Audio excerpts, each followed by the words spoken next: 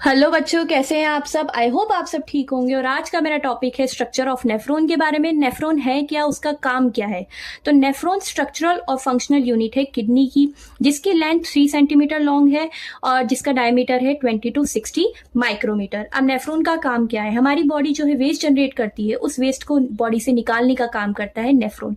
Nephron हमारी kidney में present होता है। हमारे पास 2 किडनी होती है, तो उन दोनों किडनीज में नेफ्रॉन प्रेजेंट होता है।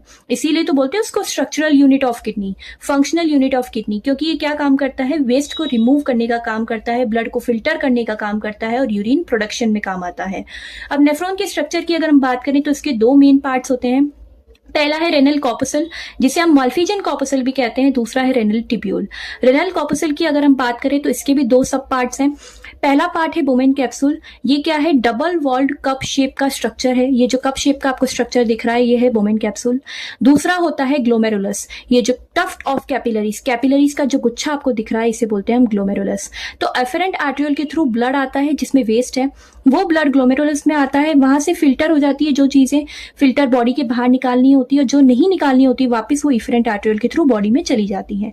तो रेनल कॉर्पसल के 2 पार्ट्स होते हैं, ग्लोमेरुलस, टफ्ट ऑफ कैपिलरी जिसे बोलते हैं, और दूसरा है बोमेन कैप्सूल जो कप शेप का स्ट्रक्चर होता है। अब बोमेन कैप्सूल जहां ओपन होता है उस पार्ट को बोलते हैं पीसीटी। वही रेनल ट्यूब्यूल का फर्स्ट पार्ट भी है। PCT stands for proximal convoluted tubule, जहां से मैक्सिमम एब्जॉर्प्शन हो जाता है।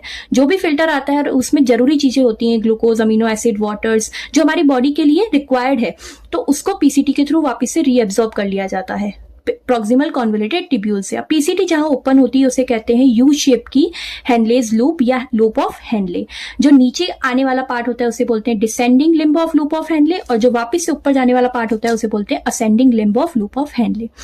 तो फिर ascending limb of loop of Henle जहां ओपन होती है उस पार्ट को बोलते हैं डीसीटी, यानी कि डिस्टल कॉन्वोल्यूटेड ट्यूब्यूल।